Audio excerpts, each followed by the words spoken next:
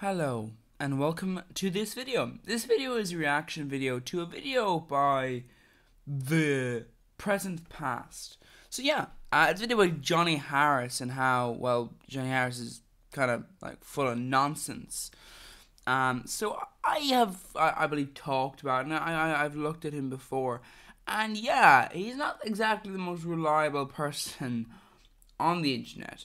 The content is, like a lot of educational content is, kind of, mostly it's kind of like down to sort of, no offense meant to the people involved, it's mostly down to like the quality of just in general just having that sort of that style of thing, just having that sort of thing. It's one of those things where in instances where you have this sort of thing where it's sort of good quality, but is the content good quality though? That's the question you should be asking, because that's really the main thing. That's kind of the main thing you probably should be asking there. I would say personally. That's my personal opinion anyway. But anyway, let's go ahead and let's dive into the video. This week I saw this new video by Johnny Harris, and in it he's lying to you. The video looks amazing. It has map roll porn, and it's also wrong. He simplifies events, screws up the timeline, and he's rewriting history. As a historian, it's painful to watch. Since leaving Vox, Johnny Harris has become a YouTube god. Just putting his name in a title. This is always the thing where it's like, tips for video journalists. Don't be a journalist. Just lie. Guarantees views. What? But with these views also came criticism. He's been accused of putting out propaganda, not citing sources. Yeah. And today of simplifying history so much it's harmful. So what's this video actually about? Johnny Harris discusses a subject that has been the base for countless of books and academic discussion. How did some countries from a relative has been the base for how Europe stole the world? Yeah, well, I think how they stole the world was being violent. Interesting story. When the Europeans went to India, they were welcomed in. When the Europeans went to America, they were welcomed in. You know what they did then? They murdered people. That's how they stole the world, because either they were just physically stronger than you, or, you welcome them in, and then they, killed you. That's their history, You could put up a defense, well, they're gonna take the way in. That's just the story of Europeans. That's just kind of how I'll begin. That's just happened all the time. And even just like in Europe itself, it's kind of a bit digesty how Europe stole the world. It's more like specific European countries. Like, my country is in Europe. It was invaded itself. So, how was that done? Well, they invaded using massive forces and just slaughtered people, Countless of books and academic discussion. How did some countries from a relatively unimportant region in the world just rise up and dominate everyone else? It's a big question. A 500-year project of moving people and weapons and germs and language and violence. And the outcome still influences our world today. So it's extra important to get the facts right. Yeah. Don't get me wrong. I love Johnny Harris. He has inspired millions, including me. He's has inspired me, to be honest. Pretty much the reason map animation exists on YouTube. Not really, actually. Not really. That's not true, actually. No, that's not. I'm sorry, but that's not true. That's just not true. At all. At all. Map animation has been on YouTube for obviously it's gotten better. The quality has gotten better, but map animation in general has been on YouTube for years and years. Before he ever even came on the scene on YouTube, it's no. That's not true. And he promotes therapy. I'm a giant fan of therapy. I like that. depends on what you mean by therapy. It's like, and this video is sponsored by BetterHelp. Get fucked over by a company that doesn't actually provide therapy. Just steals your money. It may actually provide a little bit of therapy, but yeah. Yeah. Whoop. Or, you know, you can use the rebranded version of Pride Counseling, which is more targeted. But yeah. Yay! Woo! Therapy.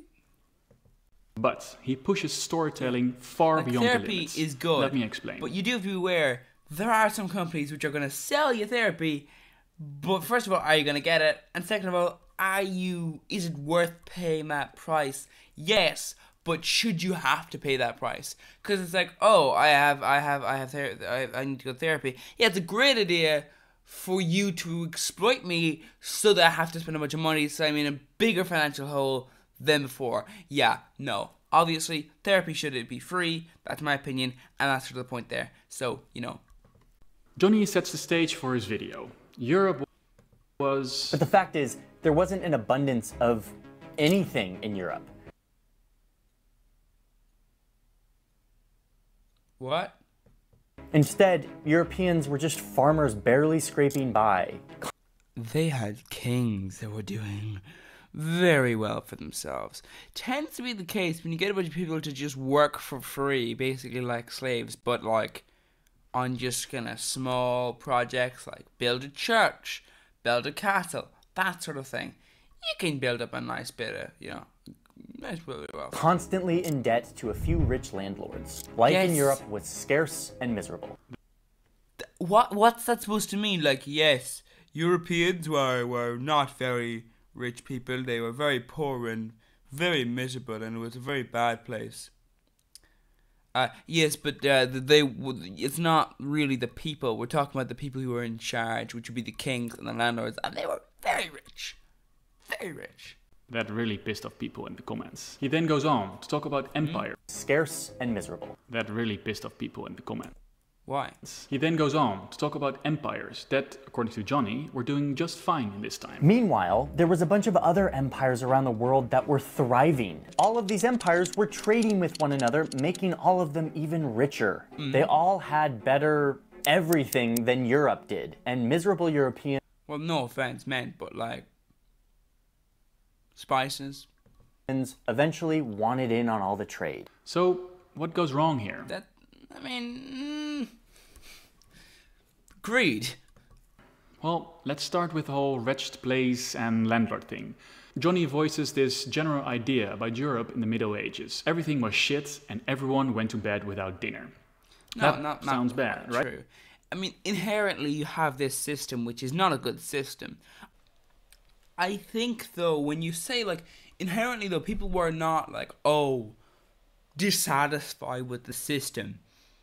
It's called indoctrination, really. You know, like, you want the king to be, like, obviously from time you'd have people who'd rise up and they'd be stopped because the king had, like, armies. Or they wouldn't rise up, but they'd want to, and the armies would be like, yeah, you know, if you rise up, we're going to kill you, so you're not going to. But for a lot of people, they actually did want to support the king. They actually, because, you know, they use things like religion. They were like, oh yeah, it's my God-given right. It kind of seems like you just made that bit up there just to keep power. And of course they did.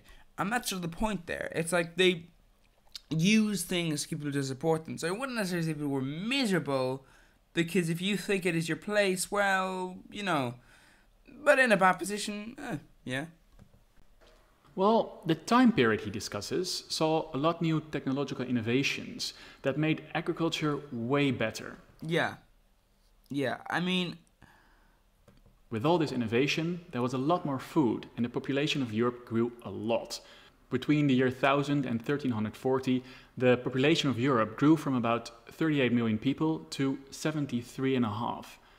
And then typically when people start having more children, that's not actually a great sign of, like, you know, because oftentimes it is a sign of, like, you know, high chance of death, then met with dropping chances of death, but also, you know. the Black Death killed 30% of Europeans. Yeah. But this Black Death actually made things a lot better for the survivors. It meant the end of serfdom in Western Europe, that landlord thingy Johnny Harris is talking about. Not really. I would correct that.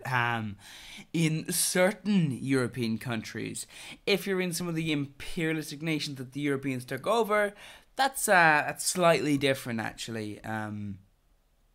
That's slightly different. I think you'll find in the 15th century,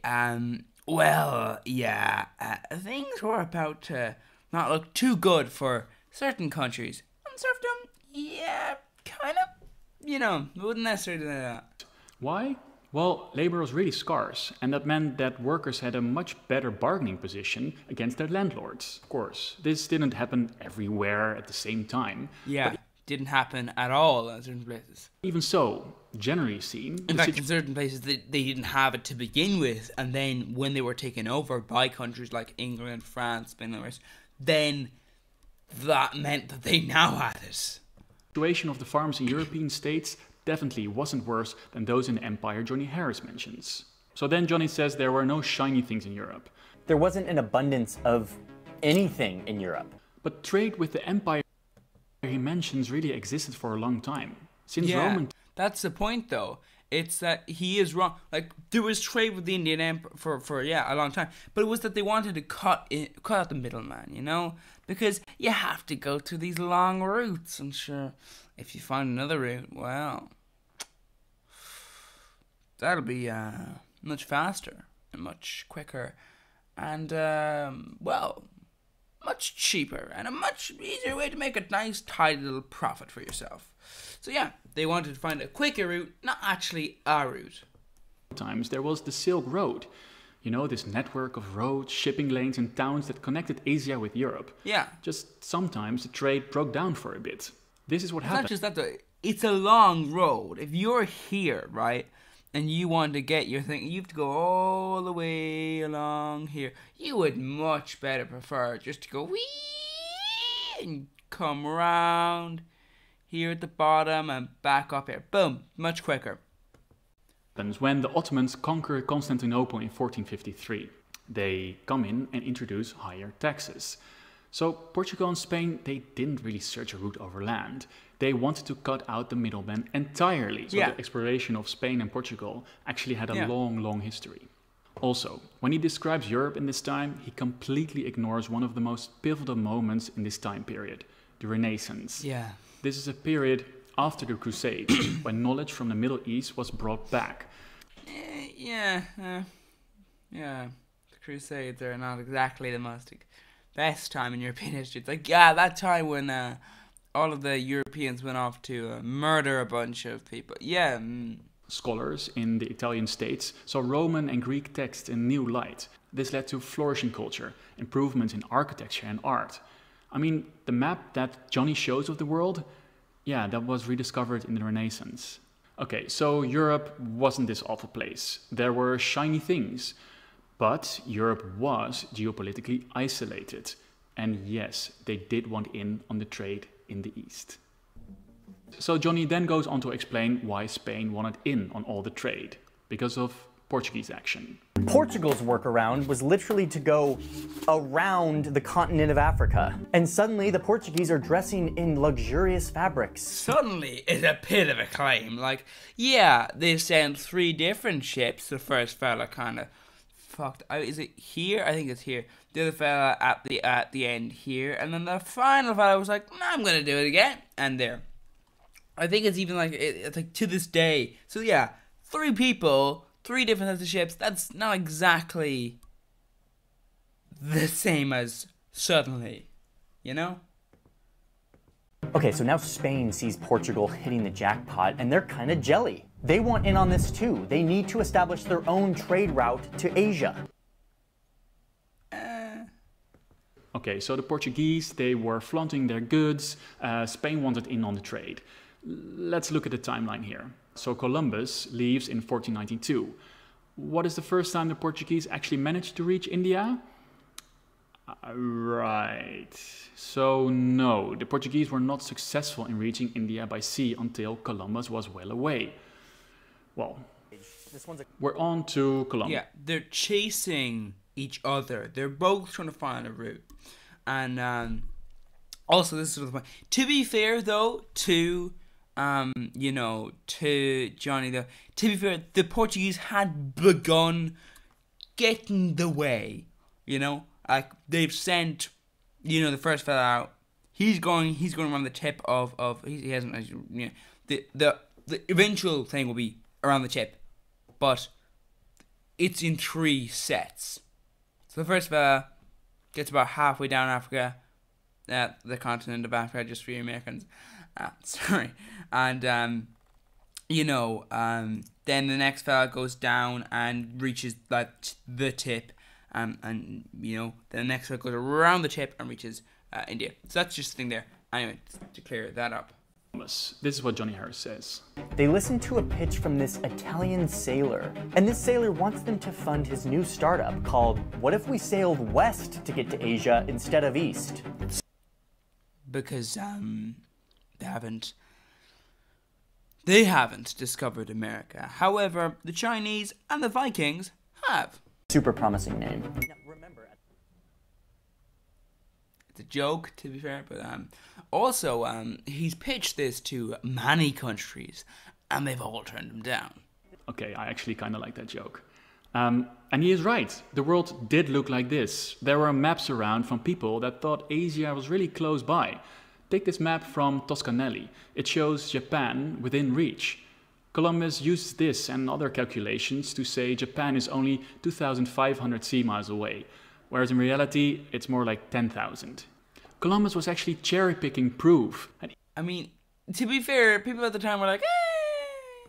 Even though these maps existed, the general consensus still was that people didn't think you could reach Asia by sailing west. Yeah. It was just too far away, and they were totally right. So Spain was like, yes, great idea, high risk, high return, do it, Columbus.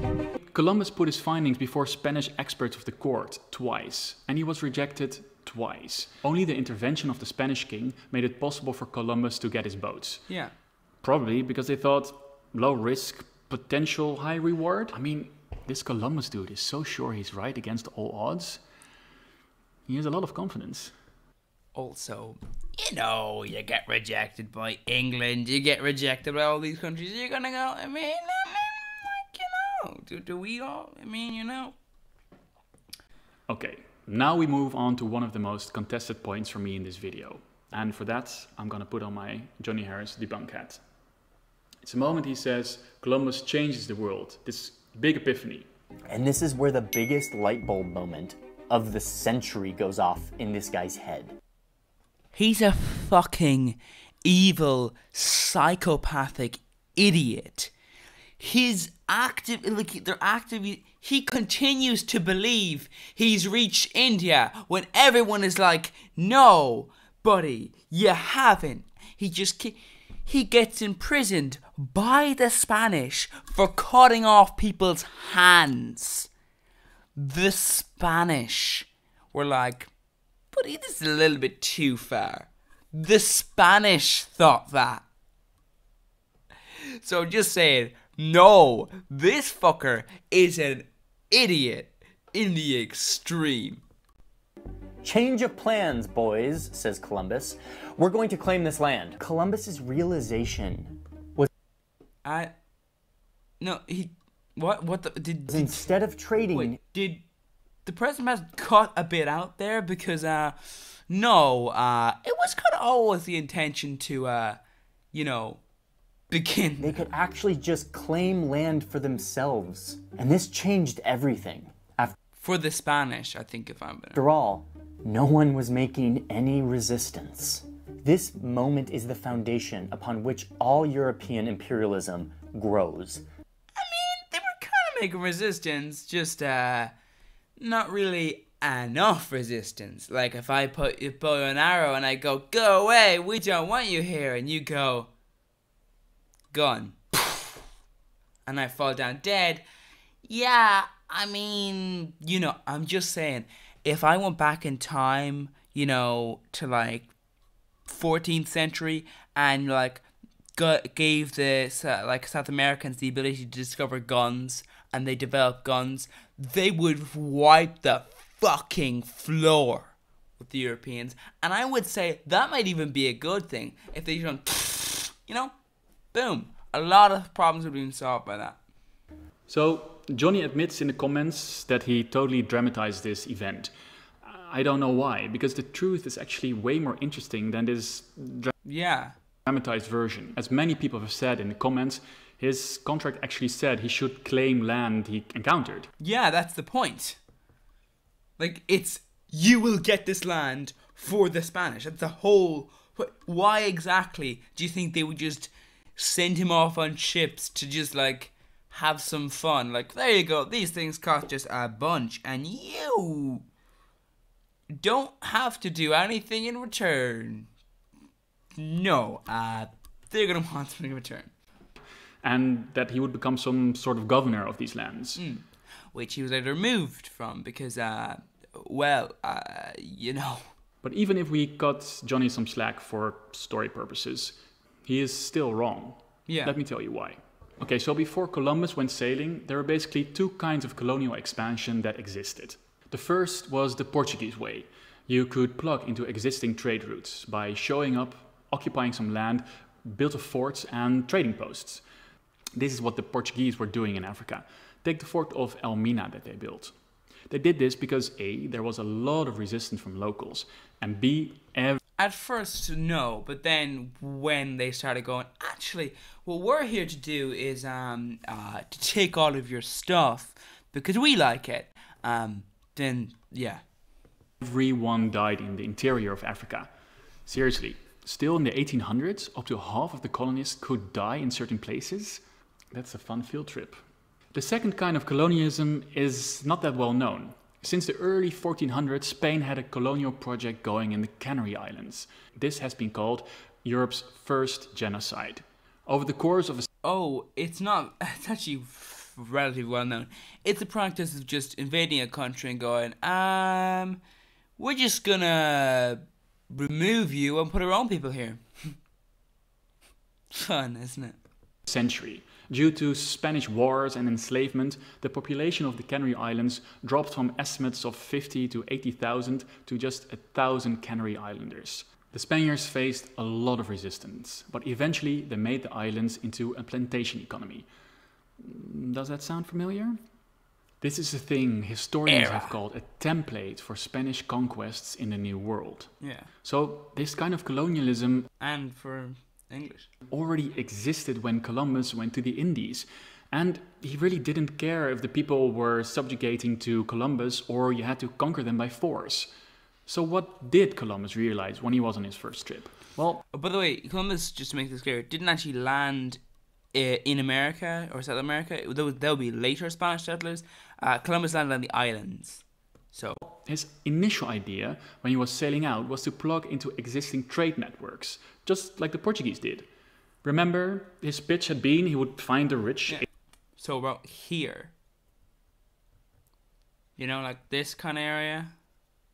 Asian cities, the spices, the cloth, the houses with gold roofs. And what did he find of all these things? Nothing. So Columbus actually got nervous. He had to tell his bosses something about this trip. How was he going to make this successful enterprise? So he made a load of false promises. From the initial idea of Portuguese trading posts, he switches to the Spanish style of colonialism that they had developed on the Canary Islands, where they use the locals or import other people to start a plantation economy. So this is the big epiphany, according to Johnny Harris. But it's not something Columbus came up with. Also, it's a bit of a weird way to put it, like, it's a big epiphany. Genocide. Great, buddy. Also, technically the Romans do that a bit as well. Not as much of the, you know, planting their own people there. More just sort of, just the genocide part. Just saying, I don't think it's a great idea to just go, it's an epiphany to do mass murder and just put your own people there. Yeah, I mean, also the English did that a lot. Like in like Ireland. Pretty much every county other than Connacht, they just were like, Yeah, put a bunch of people who are English here, take the land, boot you off. Of course, it kind of failed, except for Ulster, because, well, you know, people resisted, and also, it's not exactly like, you know, with America, where you can go, yeah, it's a different experience, and the weather's nice. It's like, it's basically, a place where you might get killed by the locals because they don't like the fact that you're invading their country. That's the thing. It followed from a need to make something of this voyage, followed from experience of Iberian powers that were already colonizing parts of the world for over a century. This imperialism wasn't developed there and then with Columbus. And it was also not developed in the encounter with the New World. That's because history is almost never decided by big men or women and their ideas. The truth is always more nuanced, and there's always more history to a story. Also, I highly doubt, like, Columbus was an evil fucking moron, but he was also an incredible idiot too, so don't really think he could come up with anything too sort of like, you know, the kind of fellow who's like, let's get gold, chop off hands. But yeah, what? God, buddy. Columbus also definitely never said the following. Forget trade with the East, said Columbus. There's a bunch of land that we can go take over in the West. You do know Columbus did think he was in India all that time, right? That's why everyone thinks he's a fucking idiot who has got any sense, because, like, people around him were like, oh, we've discovered this new land. He was going, no, we've discovered a trade route with the East. We have. Just like, you know, not accepting it. Yeah, so, you know, also, forget because he died believing he'd found islands east of Asia. So in his mind, he was in the East. Okay, so after this, Johnny says that Spain and Portugal quickly conquered the empires. Once again, Portugal needed 3 people to get to India. I mean, needed. You know, Spain sent, you know, people, an individual to conquer, not an individual, like an individual with an army behind them to conquer the Aztecs, and another individual to conquer the Incas. The English sent more people to conquer other parts of South America, and this is how it all started. Under this new paradigm, both empires expanded very quickly, forcing the Spanish and Portuguese languages across the ocean. And I do want to highlight something here. Johnny doesn't really... Look, the agreement was between Spain and Portugal that you could take everything from this line and they could take everything from this line. Of course, that's an agreement between those two, not an agreement with the rest of the world. So, yeah, I mean, it's not like the rest of the world is just like, lads, Spain and Portugal, they've decided that they can take everything. Spain will take everything from here and Portugal will take everything from here. So just let them do it. When you're from there, just let them take it. And, you know, if you're another empire that wants to take over countries, just let them take over these countries. Because that's the decision that they've done together. No, that's just the decision between the two of them. Not really a decision that was, you know, followed in by others. Delve into this, and maybe he will do it later. I want to tell you something about how the Spanish actually became so successful. One important reason that the Spaniards were able to conquer the empires they found so quickly is that they befriended local factions that were angry at the most powerful factions around. The Spanish were really trying to exploit domestic divisions. If you explain this story in a way that the Spaniards... That's the thing, when the Aztecs were there, they that's how they were able to communicate, because they, you know, not always the best, but they would have had like relationships with things that would have kind of been translated. Didn't really have any help at all. It makes them seem like these powerful European warriors that were destined to take over. It directly feeds into later ideas of the racial superiority of Europeans over all. Okay, to be fair, even if that was the case, even if they didn't, like, they had guns. You know, the Aztecs and the Incas may be powerful. The Incas may have had, like, fantastic buildings of walls. But keep in mind, the Spanish have guns. they have explosives effectively versus arrows. I mean, like, that's not... Also, does anyone else just think Indiana Jones is a bit racist? Like, just not a bit. Like, it's just kind of racist the way they portray certain people. Just saying. All other peoples. And if you do this, you also make these people look like one blob of uncivilized tribes. But these people had allegiances, politics, and agency. Very civilized. They chose to support the Spanish, something that didn't really work out for them in the end, but they chose so themselves. Also, I mean, you could argue it's a bit like, yeah, they chose, but also these are the guys with guns, so they're choosing, you know. Okay, so my rant is almost over. I am going to tell you why this is all so bad in a bit. But first, I want to compliment Johnny on the start of this series. I saw quite a lot of people in the comments complaining about him as a kind of a social justice warrior. What? I've always watched your videos with interest, but this one is a complete mistake. It's absolutely biased and yes, completely oversimplified and honestly wrong. You're looking at the 15th century events of history using the 21st century perspective, and it's clear when you clearly say the Portuguese and Spanish grabbed a bunch of territory calling white and Catholic people versus non-white and non-Catholic, or when you say the Portuguese depicted the Brazilian that didn't even exist at that time because there was a variety of tribes and chiefdoms. Brazil only became Brazil after the Portuguese colonization, as the people kept on people that kept on cutting trees. You should read more history better if you want to look at maps and at least get a better context of how they were made first, so that you can get a full picture, not just a glimpse of how it looks for 2022 woke guy. Okay, and one nice comment there. About how conquest and subjugation of people was normal in all of history. Oh, sir. Amazing video and stunning visuals. However, I do not believe this video portrays imperialism as a European invention that started with the conquest of the Americas, when in fact it had been an ongoing human phenomenon. Technically speaking, it wasn't for the Spanish and Portuguese for millennia. The Europeans built empires by invading, looting, and colonizing foreign lands. Well, I mean, also neighboring lands. But so did every civil... I mean, not really. That doesn't really work. It's like people were like, anyone can be successful. It's like, no, actually. Like, or more specifically, anyone can be a millionaire or a billionaire. Like, no, that's not how maths works. There isn't enough money for everyone to be a millionaire. In dollars, I mean. Like, obviously, there isn't in other currencies. You know. Anyway.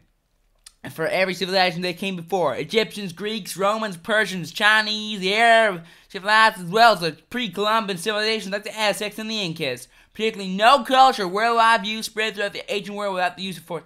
Wait, what? Particularly no culture or worldwide view spread throughout the ancient world without the use of force. I mean, that's not true, though, is it? I mean, like the Romans, for example, invented fuck all. But they took a lot. So you can credit the Romans with the spreading, for example, of, things like, all sorts of inventions that were made. Like Greek inventions by all people around the world would have been taken by the Romans and they would have spread it. Like the aqueduct is not a Roman invention, but it was invented by the Minoans. You could decide to call them Greek because they're part of the Greek kind of block. But that's the point. That was invented by them, but also that was then taken and spread by the Romans. There's a difference. This is true, but I still think we have to talk more about European colonialism and the legacy of it for two reasons. First, but obviously that was technically spread by force, but also, you could argue they could have just decided to keep it themselves. The scope, and then the ideology. To be honest, it's not really, what I'm saying is it's not an argument for Roman invention that is by force, still, so to agree with the person. European powers dominated almost the entire globe. They raped, pillaged and extracted resources. If China had taken over the world, it would have been equally as bad. But they just didn't. And second is the ideology that with the conquest was... I mean, China did reach America. They just didn't bother, spread around the world. People are moral persons, and to kill or enslave another human being, you must dehumanize her. So from the start of the colonial project, European scholars made a very big effort to justify this behavior. Oh yeah, they do it a lot. They do it to their neighbours as well. Like like the British did it to the Irish people, which is, yeah. They knew murder was bad. They knew you had to have a just war. They knew slavery was bad. It was forbidden in Europe. But when it's a whole different kind of person, not human at all, not so civilized, well, then maybe you can enslave them. So people that are now complaining it seems kind of dodgy. I mean, if you discovered let's say you discovered an animal tomorrow, like, and it wasn't like an individual or anything. It was like an actual like species, but there's like thousands upon thousands of them, and they were like sentient, aware of their existence, and like fully conscious around of their surroundings, and they had pain receptors and everything. You enslaving them because they're not human is still evil, because they're still conscious of all the pain and they're still aware of their own existence. So yeah, I mean, you know, I would just say it's not really an argument of like, yeah, they're not human. Like, it wouldn't really work as an argument anyway. You know, it's the same thing with like people like for example, there is actually only one human race. Like there aren't other human races. It's an invention of people who wanted to promote eugenics. But there are, like, you know, that's the thing, you know? So if you're someone there, you could argue, well, isn't, you know, I mean? So yeah. We're giving too much attention to the European side of things. Well, I think after centuries of washing our hands clean of this past, maybe it's time to own up to this and actually really dive into this history. Yeah. So for this, I applaud Johnny Harris. Still, why does he make this fictionalized, simplified account of history? And why is it such a bad thing? I think Johnny genuinely wants people to get interested. I mean, you could just do like parts to it, you know? I do that from time to time on my other channel, where it's just like I just will go just discuss for 10 minutes just a very, like, not that small, like it's still kind of limited, but it's a relatively small chunk in these stories. And you, yes, you, the audience, you like to watch things that are dramatized and flashy. So he finds a way to make it as attractive as possible. But I think he goes too far with the whole storytelling bit. It's a bit ironic that the criticism Johnny has for the news could also be leveled at his work. The news is too flashy, not nuanced. The news has become way too... No, actually, the last time I checked, I don't look at the news and go, yay, the world is just wonderful. Yeah. And that works for all news. If you're like a, racist Fox News viewer, you're going to be angry at the social justice and all this sort of, and the left. If you're, someone who watches any of these, like if you're watching left-wing news, you're going to be actually concerned about like the environment and stuff. So no, it has not become too fun. Enough, and it makes you feel informed. For this piece, cutting the context gives you a worse reading of history. The education niche of YouTube is not like a peer-reviewed paper. It's also not as fictional as Hollywood true stories. I think on YouTube, viewers have an expectation that information is accurate, and many don't have the background, tools, or time to check if it's really the case. And so posting a simplified narrative is not...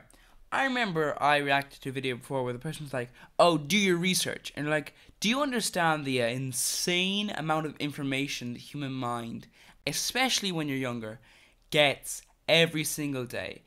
Also, let's say we lived in a world where 90% of everything was true. How would you fucking know that? You would have to search through every single instance to make sure it was true, even if it was, and if it's true, it's like, yay, the person didn't lie to me, or say something was true when it actually wasn't by mistake. You know, the amount of research you have to do to check something, you would not have enough time in the day. You would not have enough time in your life. For the amount of information you do get, you just don't have enough time to check it, you know? Maybe the only information people are going to get from a certain subject. So why should he care? Is this all nitpicking and jealousy from a micro creator? Well, let me tell you a story about something. Micro Like, you know, I mean, 98,000.4 subscribers is, I wouldn't exactly call it micro. But, yeah. Thing that I know Johnny cares about. It's the origin story of the myth that people thought the world was flat in medieval times. That's actually The thing is, though, and this is just the thing when it comes to, before he continues, just with, like, you know, fact checking and, like, citing your sources. Like, it's an issue of, like, oh, I cited my sources. It's like, okay, but how many people have the time to search through that? Like, okay, I click on the source and it says the study and it has, like, a paragraph. But then when I actually look into it, it kind of actually disproves your point. It doesn't prove your point at all. So you cited your source to be sure to actively disagree with your argument. You know what I mean?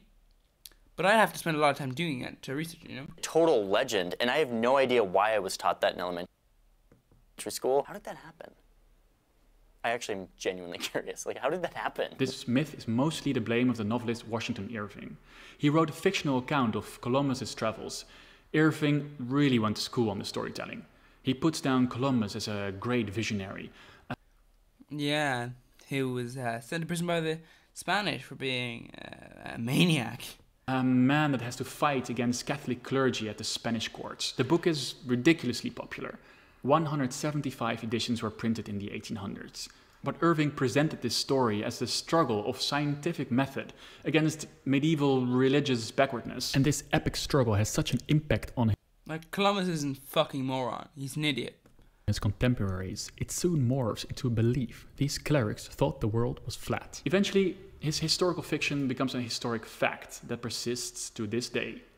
If some of these folks were around when Columbus set sail, they must have been founding members of the Flat Earth Society. They would not have believed that the world was round. Let's be clear, Johnny is not as bad as Irving. But a story like that makes sure that myths about history are born. This idea that Irving put forward soon became the idea that medieval people were all stupid. And when history is used I mean, the Greeks knew the world was round. to present myths that explain the modern world, we should be very wary. Okay, one last thing before we go. Johnny, By the way, also, just to be aware, the thing with the, at least, originally the Greeks thought the world was like a shield, then they realized it was round. Just to make it clear. if you ever see this, please, please, please start citing sources. It gives more accountability. I don't really think that matters, though. It's like, oh, you cite sources, do you? That's fantastic. Yay. Yeah. No, just be more accurate, you know? It can be a starting point for people to read more about a certain subject.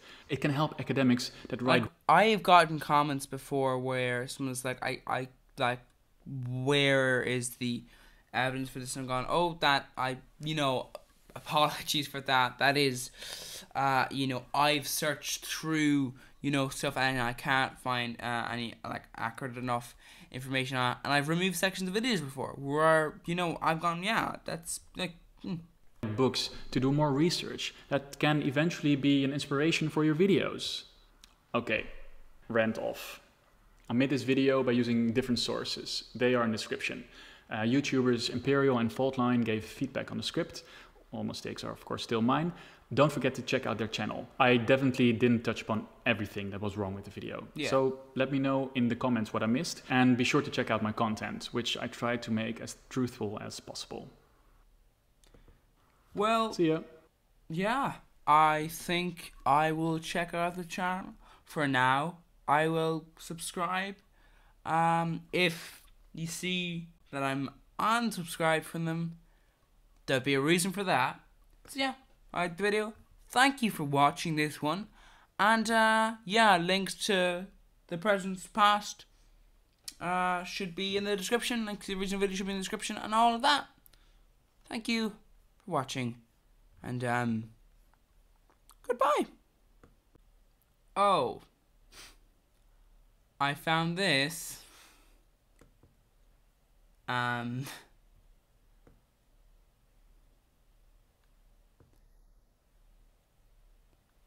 Yeah. Okay, Fuck.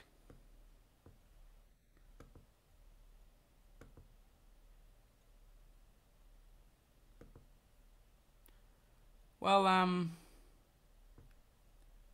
yeah.